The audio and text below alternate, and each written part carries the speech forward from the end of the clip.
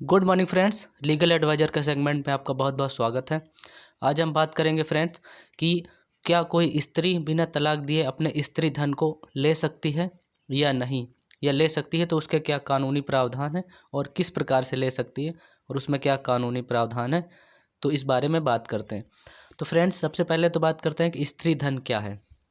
स्त्री धन वो धन होता है जो भी किसी स्त्री के शादी से पहले या शादी के बाद जो भी उसके माता पिता की तरफ से जो भी प्रॉपर्टी दी जाती है, कोई गहने या पैसे या ज्वेलरी जो भी दी जाती है, वो स्त्री धन कहलाता है।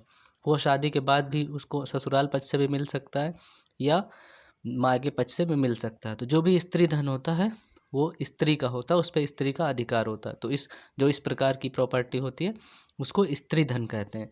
तो आइए बात करते हैं कि क्या बिना तलाक लिए भी स्त्री अपने स्त्री धन को ले सकती है या नहीं, क्या कानूनी अधिकार है।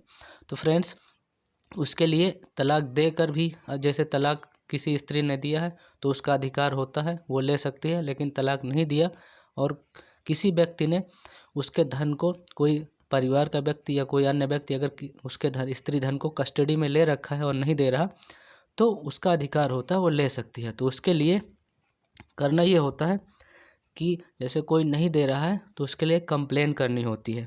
तो उसमें क्या होता है कि ब्रीच ऑफ ट्रस्ट यानी इंडियन पीनल कोड की सेक्शन 406 यानी 406 के अंतर्गत ये ब्रीच ऑफ ट्रस्ट का केस है।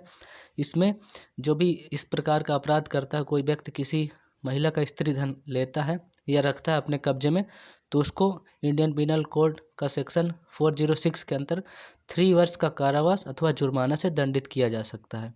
तो स्त्री को इस प्रकार से अधिकार मिले हुए हैं कि कोई भी स्त्री धन अपने कब्जे में नहीं रख सकता बिना उनकी मर्जी के। अगर वो मांग रहे हैं तो उनको देना होता है। उसके बाद बात करते हैं कि इसकी कंप्लेंट किस प्रकार से करे। कोई स्त्री अगर इस प्रकार से पीड़ित है तो उसकी कंप्लेंट किस प्रकार से करना होगा। तो उसके लिए आपको कंप्लेंट मजिस्ट्रेट कोर्ट में करनी होगी। उसकी CRPC के सेक्शन 156 सब सेक्शन 3 के अंतर्गत आप मजिस्ट्रेट कोर्ट में कंप्लेंट कर सकते हैं। लेकिन यदि आप किसी भी मेट्रोपॉलिटन सिटी में रहते हैं, तो यानी TR 1, 2, 3 किसी भी जगह रहते हैं, तो वहाँ पर आप जो सेक्शन है 200 के अंदर कंप्लेंट कर सकते हैं। यदि आप नॉर्मल किसी में रहते हैं, मजिस्ट्रेट कोर्ट के अंदर रहते हैं, तो वहाँ पर आप शिकायत कर सकते हैं। CRPC के सेक्शन 156 सब सेक्शन 3 के अंतर्गत कर सकते हैं। लेकिन यदि आप किसी मेट्रोपॉलिटन सिटी में रहते हैं तो वहाँ सेक्शन 200 के अंदर आप मजिस्ट्रेट में, कोर्ट में यानी मेट्रोपॉलिटन मजिस्ट्रेट के अंतर्गत आप कंप्लेंट कर सकते हैं, जिससे आपका जो स्त्री धन है कि कोई भी व्यक्ति कस्टडी में ले रखा है तो वापस दिलवाया जाएगा। तो जो भी स्त्री धन होता है वो महिला का उसमें अधिकार होता है, उसको कोई भी व्यक्ति नहीं ले सकता।